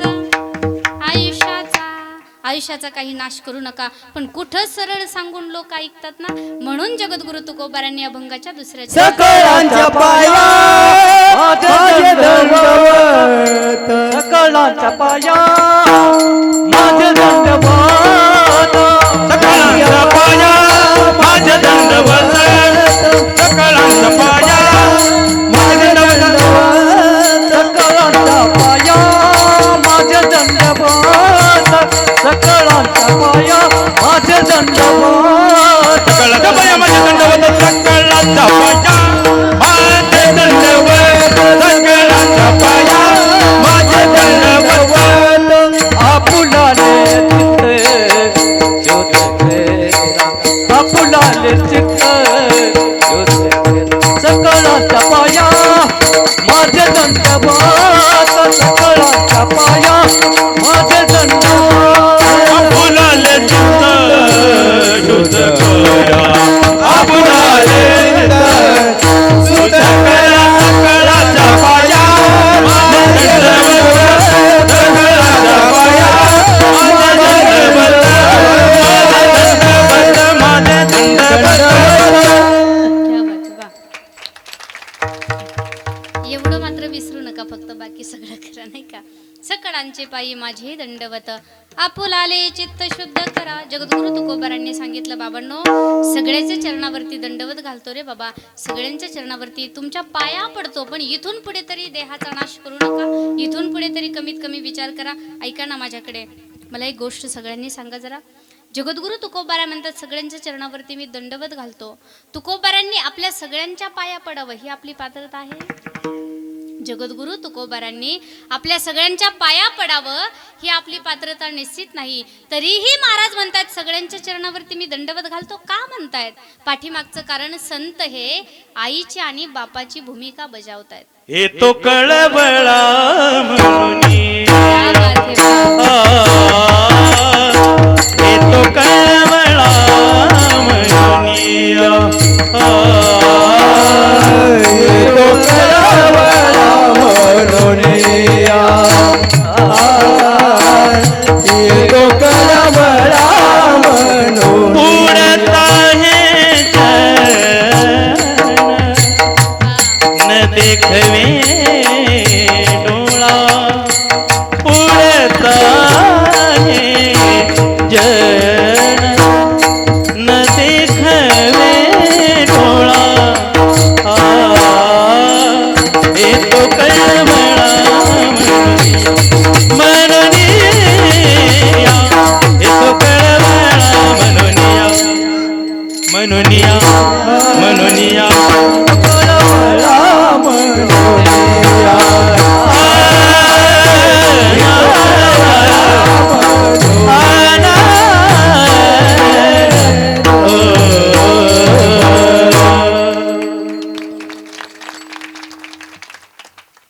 येतो कळवळा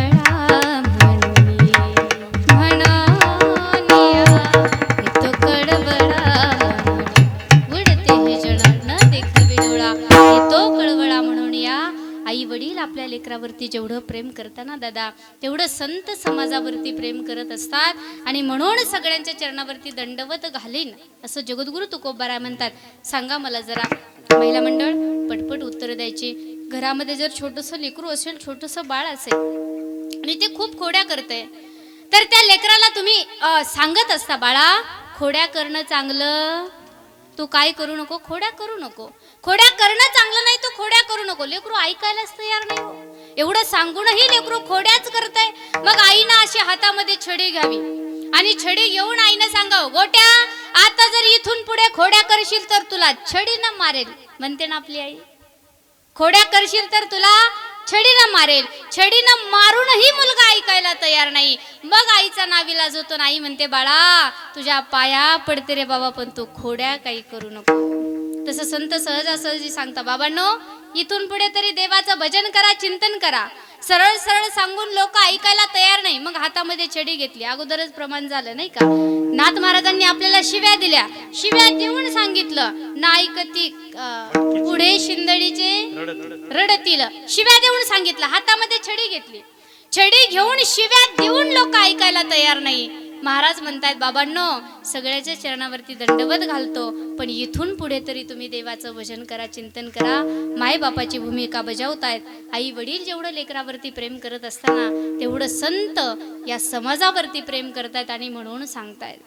किती प्रेम असावं आई वडिलांचं. आज खऱ्या अर्थानं गंगा पूजन आहे. 14 दिवस झाले आई गेलेल्या. जरी वयोवृद्ध होत्या पण त्या कोण होत्या, वयोवृद्ध होत्या पण ती एक आई होती. आई गेल्याच्या नंतर किती त्रास होतो त्या लेकरांना, काय वाटतं हे गेल्याच्या नंतरच कळतं. बरं जाईपर्यंत नाही कळणार. जोपर्यंत मायबाप जिवंत आहेत तोपर्यंत कदाचित आई वडिलांचं प्रेम आपल्या लक्षात येणार नाही बाबा. पण आई वडील गेल्याच्या नंतर लक्षात येतं की मायबाप आपल्यावरती किती प्रेम करतात. निस्वार्थ प्रेम करणारी जात जर जगाच्या पाठीवर कुणाची असेल ना दादा, तर ती फक्त आणि फक्त आईची आणि बापाची. खूप प्रेम करतात. कुठल्याच प्रकारचा स्वार्थ त्यांच्या प्रेमामध्ये नसतो, कुठल्याच प्रकारचा. धुणे भांडी करायला जर बाई ठेवली तर महिन्याला पगार मागते आपल्याला. आयुष्यभर आपण सी केली, सू केली, या सर्व गोष्टीचं आपण लहान असताना 5 वर्षाचे होईपर्यंत आपल्या आईनं सगळं आपली घाण काढली. त्या आईनं कधी तुम्हाला पगार मागितला का हो कुणाकडे? नाही ना मागितला. कधी नाही म्हणाली, मी एवढं तुझ्यासाठी केलंय, माझ्यासाठी एवढं काहीतरी करे बाळा, तू सुखात आहेत ना, बस याच्या पलीकडे मला काहीच नको. लेकरानं सुखात राहावं. जीवनामध्ये आयुष्यामध्ये जर एक पात्र असं आहे की ते लेकरावरती निस्वार्थ प्रेम करतं आणि कायम लेकराला फक्त आशीर्वाद देणारे, बाळा सुखाचा राहा, माझा आशीर्वाद सदैव. ऐशी कळवळ्याची जाती, ऐशी कळवळ्याची जाती, ऐशी कळवळ्याची जाती, ऐशी कळवळ्याची जाती, ऐशी कळवळ्याची जाती, ऐशी कळवळ्याची जाती, ऐशी कळवळ्याची करीला भावीन प्रीती, करीला भावीन प्रीती, हो ऐशी कळवळ्याची जाती, ऐशी कळवळ्याची जाती, ऐशी कळवळ्याची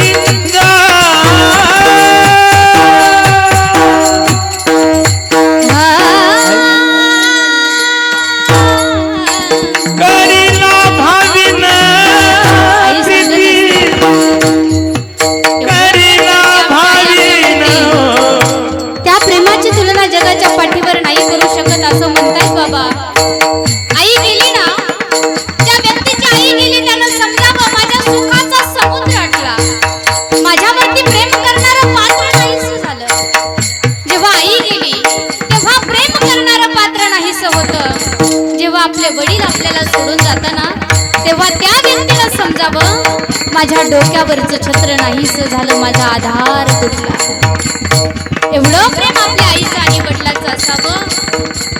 आई गेल्याच्या नंतर लेकराला कळते आईची किंमत. कुठल्याच प्रकारचा लाभ नाही हो आईच्या प्रेमामध्ये. निस्वार्थ प्रेम करते, लेकराला सदैव आशीर्वाद देते, बाळा सुखाचा राहा रे बाबा, आशीर्वाद सदैव तुझ्या पाठीशी राहते. लेकरू जरी शाळेतून घरी येताना भिजले ना, काका सगळ्यांनी प्रश्न विचारले हो. वडील भेटले, अरे बाबा शाळेमध्ये थांबायचं. बहीण भेटली, अरे छत्री घेऊन जायचं. भाऊ भेटला, अरे मित्राच्या घरी थांबायचं ना.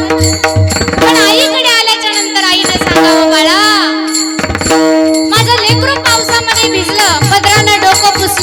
अगोदर 2 पापा घेतल्या आणि मग त्या आईनं सांगितलं या मेल्या पावसाला ना कधी यावं ते कळतच नाही व माझं लेकरू भिजलं. काय प्रेम आहे त्या आईचं, एवढं निस्वार्थ प्रेम करणारी जात जगाच्या पाठीवर आईची. माँ देती है दुआ, माँ देती है दुआ, माँ देती है दुआ, मेरी माँ, मेरी माँ, मेरी माँ, मेरी माँ, मेरी माँ सबसे बड़ी है माँ, सबसे बड़ी है माँ, सबसे बड़ी है माँ, सबसे बड़ी है माँ, माँ से बढ़कर कोई नहीं रे, माँ से बढ़कर कोई नहीं रे, माँ देती है दुआ, ऐसी कळवळ्याची जाती, ऐसी कळवळ्याची जाती, ऐसी कळवळ्याची जाती, करीना भावीना प्रीती वो प्रीती. क्या बात आहे वा.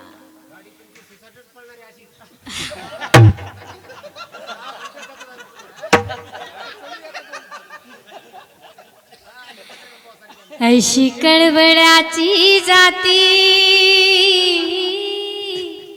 करीला भावी ना प्रीती. बर बर बर. झुंबर शेठ वा वा वा. बरं वाटलं बरं तुमच्याशी, तुमची भेट झाली, आनंद वाटला. चला मला सांगायचंय दादा, एवढं प्रेम आईनं करावं.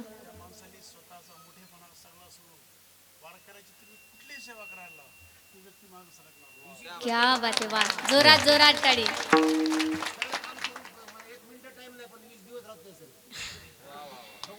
माझं नमन तुमच्या चरणी. वा.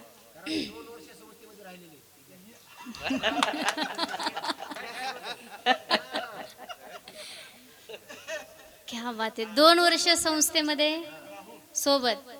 हा वा. तुम्ही भाग्यवान आहात की संगत तुम्हाला घडली आणि हेही भाग्यवान आहेत की तुम्ही त्यांची सेवा करताय. फार मोठी भाग्यवान सर्व मंडळी. आणि मी सगळ्यात मोठी भाग्यवान आहे की मला तुमचं सगळ्यांचं दर्शन झालं. असो चला. आई खूप प्रेम करते दादा, खूप प्रेम करावं. करीला भावीन प्रीती सबसे बडी हे माँ, सगळ्यांपेक्षा मोठी कोण आहे. स्वामी तिन्ही जगाचा, आई विना भिकारी. खऱ्या अर्थानं मी तुम्हाला सांगेल गड्या, मी नाही कुठलं उदाहरण सांगेल. आई वडील सगळेजण सांगतात, मी दुसऱ्या कोणाचं उदाहरण सांगणार नाही. माझ्या जीवनातला एक छोटासा प्रसंग सांगेल. सेवा समाप्त करणारे लक्ष देऊन ऐका. वेळ खूप झालेला आहे, मलाही खूप दूर जायचं आहे. मी 2 वाजता पैठणमध्ये येईल असं मी सांगितलं. तिथून गाडी घेऊन मला आळंदीला जायचं आहे कीर्तनाला. 2 मला इथेच वाजलेत आता. चला असू द्या, लक्ष माझ्याकडे असू द्या. एक छोटासा प्रसंग आहे माझ्या जीवनामधले. माझ्या आई वडील एक अतिशय गरीब कुटुंब आहे. माझे अतिशय गरीब कुटुंब आहे. अगदी आतापर्यंत माझे आई वडील ऊस तोडत होते. मी आई वडिलांचं प्रेम सांगते. आत्ता ह्या 3 वर्षामध्ये माझ्या वडिलांचा ॲक्सिडेंट झाला आणि ॲक्सिडेंटमध्ये 2 वेळेला ॲक्सिडेंट झाला. 2ही वेळेला पाय मोडला. त्यांच्या दोन्ही पायामध्ये रॉड आहेत, दोन्ही हातही मोडलेले. माझे वडील एका जागेवर, माझे भाऊ 2 सोबत आहेत. छोटे आहेत माझ्यापेक्षा, मीच मोठी आहे. मला सांगायचं आहे की माझे वडील ॲक्सिडेंट झालेला, परिस्थिती गरीब, शिक्षणासाठी माझ्या गुरूंची अतिशय कृपा आहे. कुठल्याच प्रकारची फी माझ्याकडून अजून घेतली नाही माझ्या गुरूंनी. 1 वर्ष फक्त मी फी दिलेली 5,000 रुपये. मी सोनाली दिदी, साध्वी सोनाली दिदी यांची पहिली विद्यार्थिनी आहे आणि त्यांनी मला शिक्षणासाठी फीस माझ्याकडून घेतली नाही. मला फुकट त्यांनी शिकवलं आणि त्यांची असीम कृपा, सेवा केली. गुरुच्या सेवेचं फळ कधीही मिळतं दादा. गुरुची सेवा केली तर कधीच वाया जात नाही. परिस्थिती गरीब आहे. मला आई वडिलांचं प्रेम सांगायचं आहे. अजूनही माझी आई शेतामध्ये काम करते. मी पैठणला माझ्या मावशीकडे राहते. आई शेतामध्ये काम करत असताना एक दिवस कुठेतरी कुणाच्या तरी शेतामध्ये गेली होती. त्या काकानं आमच्या आईला असे पाटी भरून शेतातले चिकू दिले होते. प्रेम सांगते मी आई वडिलांचं. पाटी भरून चिकू दिलेले होते. ते चिकू घेऊन आई घरी आली. घरी आल्याच्या नंतर ते पिकवले आणि पिकल्याच्या नंतर आईनं खायला घ्यावे. खायला घेत असताना मला फोन करावा. आई आणि वडील दोन्ही त्यांनी चिकू खायला घेतले की मला फोन करावा. ये ना, त्या काकांनी सांगितलं होतं ताईला बोलवा चिकू खायला. ये ना, खूप गोड लागतात ग, शेतातले चिकू आहेत. मला एक गोष्ट सगळ्यांना विचारायची, मला खरं सांगावं दादा, मी चिकू खाऊ शकत नाही का? आई वडिलांच्या कृपाशीर्वादाने मी तेवढी तरी समर्थ झाले, कमीत कमी मी चिकू तरी खाऊ शकते ना, नाही का? तुमच्यासारखे अनेक असे कित्येक लोक आहेत, अत्यंत प्रेम करता आमच्यावरती. मी चिकू खाऊ शकत नाही का, हा मोठा प्रश्न होता. पण तरी आईचा रोजचा आग्रह असायचा, ये आणि चिकू खाऊन जा, ये आणि चिकू खायला ये. रोज आईनं मला फोन करावं, बोलावं. वेळात वेळ काढून दादा मी एक दिवस गेल्याच्या नंतर सहज बसलेली, चिकू घेतले, 2 चिकू प्लेटमध्ये, चिकू खात होते. चिकू खात असताना आई आणि वडील दोघेही माझ्याकडे पाहून रडत होते. मी चिकू खात होते, ते रडत होते. ते रडायला लागले, माझ्याही डोळ्यातून पाणी आलं. विचारलं काय झालं? मी आले, का रडताय तुम्ही? रडता कशासाठी असं विचारल्याबरोबर माझे वडील आणि माझी आई दोघांनी मला सांगितलं की कुठलीही घरामधले छोटी जरी वस्तू एखादी आम्ही बनवली ना, तर आम्हाला वाटतं का आमचं लेकरू आमच्या जवळ असावं, आमच्या लेकरानं यावं, आमच्या जवळ येऊन त्यानं 2 घास आमच्या हातानं खावेत, असं आम्हाला वाटतं. तुला वाटत असेल, रोज कीर्तनाला मी फिरते, मला आई वडील फोन करता, नेहमी फोन करता, मला त्रास देता, पण आमचा जीव गुंतो ग बाळा, म्हणून आम्ही तुला फोन करतो. दादा, त्या क्षणी आबा मी ठरवलं, आयुष्यभरामध्ये खूप सारे चिकू खाईन, आयुष्यभर इथून मागेही खाल्ले, इथून पुढेही खाईल. पण माझ्या लक्षात आलं दादा, त्या 2 चिकू मध्ये जे प्रेम होतं ना, ते इतर कुठेच मला पुन्हा भेटणार नाही. कितीही प्रयत्न केलं ना, ते प्रेम पुन्हा भेटणार नाही, तो गोडवा मला परत भेटणार नाही. त्या 2 चिकू मध्ये माझ्या आई वडिलांचं प्रेम दडलेलं होतं. एवढं निस्वार्थ प्रेम आई वडिलांनी करावं. अरे छोट्या छोट्या गोष्टी करून मुलगी जर माहेरी आली ना दादा, तर कधी त्या मुलीची पिशवी रिकामी जात नव्हती सासरला. आई गेल्याच्या नंतर नक्कीच माय मावल्यांना तुमच्या पिशवीमध्ये बदल झाल्याशिवाय राहणार नाही ग माय. एवढं प्रेम आई वडिलांचं असतं. आज आई या ठिकाणी निघून गेल्यात, त्या लेकरांना विचारा काय त्रास होतील. वयस्कर आई वडील का असताना पण घरामध्ये असतील ना, तर त्यांचा एक आधार जीवनामध्ये असतो. माझे वडील जागेवर असतात, जास्त फिरताही येत नाही, पण एवढा मोठा आधार आहे. 2 भावांना घेऊन सुंदर असं कुटुंब सुरळीत चाललंय. आधार राहतो माईबापाचा, म्हणून माईबापाची सेवा ते जिवंत आहे तोपर्यंत करा रे बाबा. गेल्याच्या नंतर काही एक उपयोग नाही. जायचं एक दिवस सगळ्याला. आई वडिला एवढं प्रेम जगद्गुरु तुकोबाराय करतात आणि म्हणून सांगतायत, सकळांचे पायी माझे दंडवत आपुलाले, चित्त शुद्ध करा, हित ते करावे देवाचे चिंतन करून या मन एक विध. जगद्गुरु तुकोबाराय सांगतात, तुमचं हित देवाच्या चिंतनामध्ये आहे. तुमचं मन एका भगवान परमात्माच्या चरणावरती समर्पित करा. एका देवाच्या चरणावरती जर तुम्ही मन समर्पित केलं, देवाच्या चिंतनाचं जर तुम्ही हित केलं, तर तो लाभ तुम्हाला प्राप्त होईल. लाभ म्हणजे भगवान परमात्माची भेट, आणि देवाची भेट तुम्हाला प्राप्त झाली, देवाचं दर्शन तुम्हाला झालं की तिथून पुढे तुम्ही त्या देवाच्या नावाचा काय करा, अभंगाचं शेवटचं तुका मन हित लाभतो या पार, तुका मन लाभ होय तो या पार, तुका मन हित होय तो व्यापार, तुका म्हणे लाभ होय तो व्यापार, तुका मन लाभ होय तो या पार, तुका मन लाभ होय तो या पार, व्यापार, तुका म्हणे लाभ होय तो व्यापार, लाभ होय तो व्यापार, थोडा फार काया शिकवावे, कला फार काया शिकवावे, सकळाच्या पाया माझे दंडवत, सकळांच्या पाया माझे दंडवत, करा काय फार शिकवावे, करा काय फार शिकवावे, सकळांच्या पाया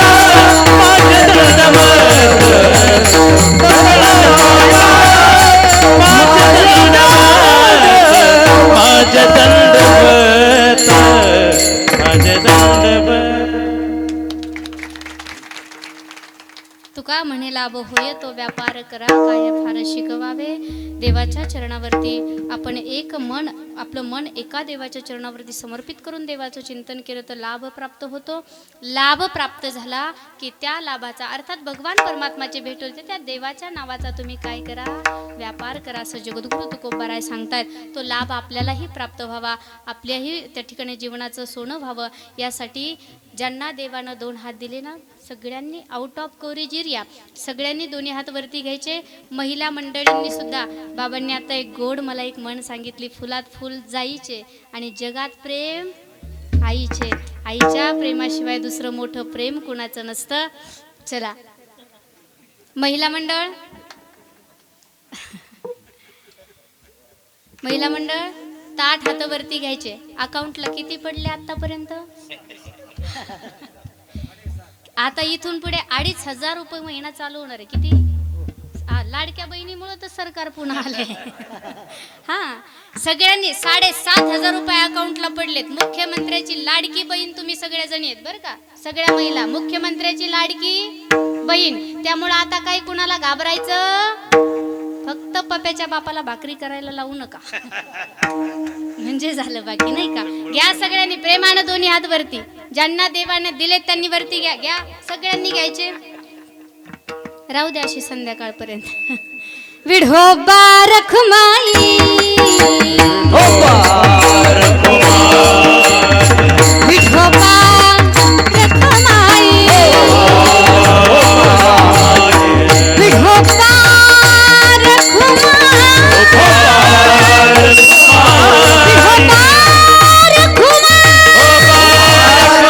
विठोबा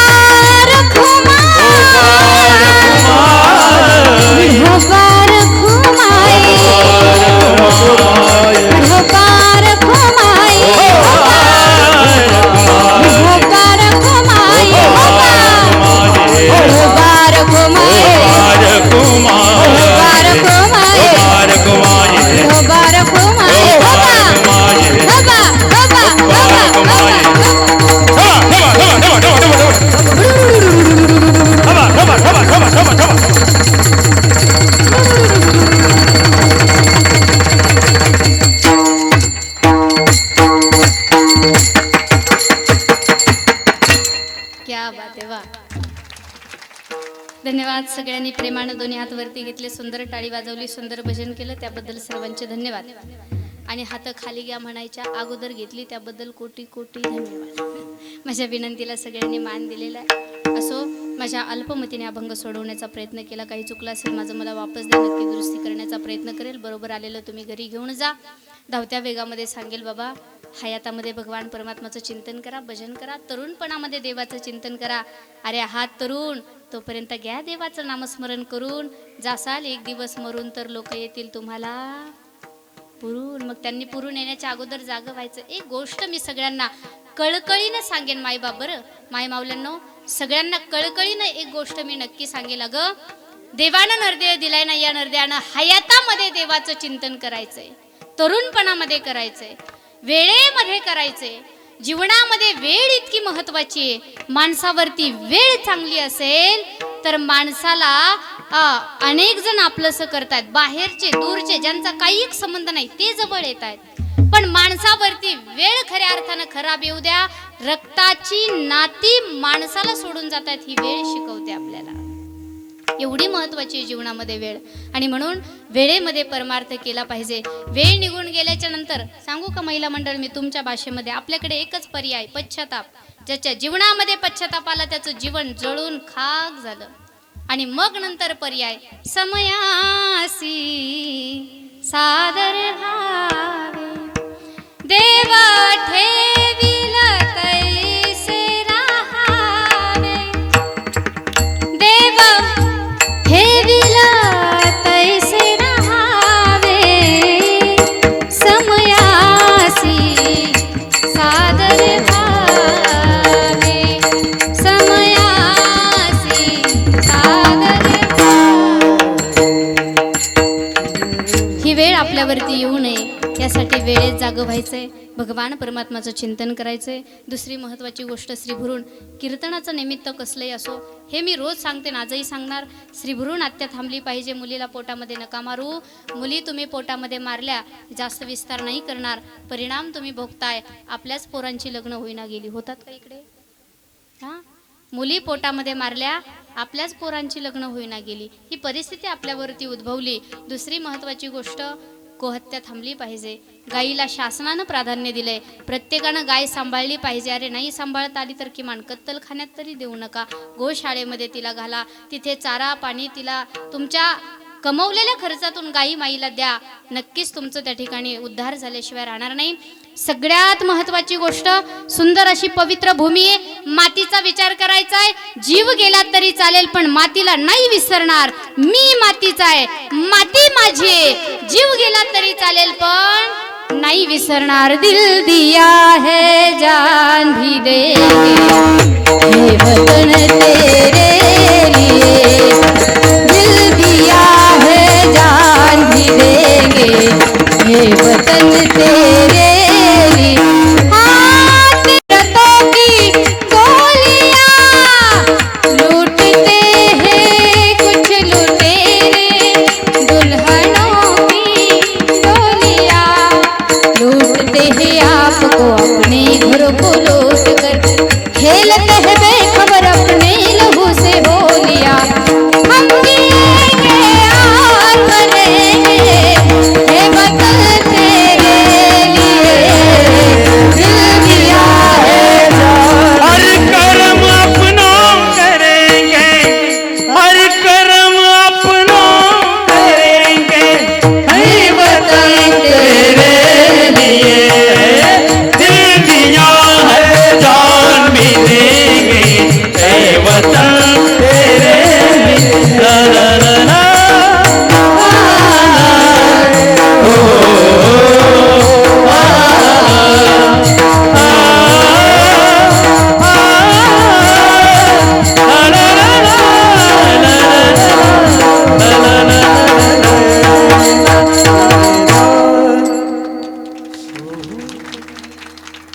जीव गेला तरी चालेल पण मातीला विसरणार नाही. असो, माझ्या अल्पमतीने अभंग सोडवण्याचा प्रयत्न केला. काही चुकलं असेल, तुमचं लेकरू म्हणून, तुमची सर्वांची बहीण म्हणून क्षमा करा. झालेली सेवा सगळ्यांच्या चरणावरती समर्पित करेल. सर्व श्रोते सज्जन मायबापांच्या चरणावरती समर्पित करेल. अजून एक विनंती करू का? मी सगळ्यांना एक विनंती करते.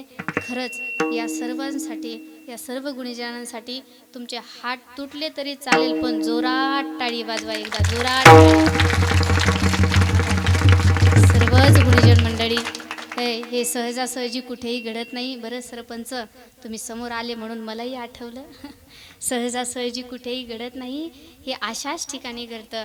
भाग्यवंता घरी भजन पूजन त्याची वाट पाहे रघुनंदन. भाग्यवान माणसाच्याच घरी भजनाचा कीर्तनाचा आणि अशा महान विभूत्यांचं, अशा महान संतांचं दर्शन भाग्यवान लोकांनाच होतं. आणि म्हणून या सगळ्यांच्या चरणावरती नतमस्तक होऊन या ठिकाणी सर्व मायबापांच्या चरणावरती समर्पित सेवा करेल. माझ्या मायबापांच्या गुरुवर्यांच्या चरणावरती सेवा समर्पित करेल. पुनश्च एकदा चुकलं तर लेकरू म्हणून, बहीण म्हणून क्षमा करा. बरोबर आलेलं घरी घेऊन जा. आणि सगळ्यांना कोटी कोटी धन्यवाद देऊन आईला विनंती करूया, जो पुढील जन्म आहे, जो पुढील आता 1 वर्षाचा प्रवास आहे, वर्ष श्राद्ध येईपर्यंत प्रवास चालू असतो, त्या प्रवासामध्ये सुख समाधान शांती लागावी अशी पांडुरंगाच्या चरणी प्रार्थना. जी मुलं आहेत त्यांच्या हातून असत दान धर्म, असत सत्कर्म, गुरु ब्राह्मणांची साधू संतांची सेवा त्यांच्या हातून घडो. खूप सारा आयुष्य धन सत्ता संपत्ती त्यांना लाभो अशी ही देवाच्या चरणी प्रार्थना. शेवेला पूर्णविराम. ज्ञानेश्वर.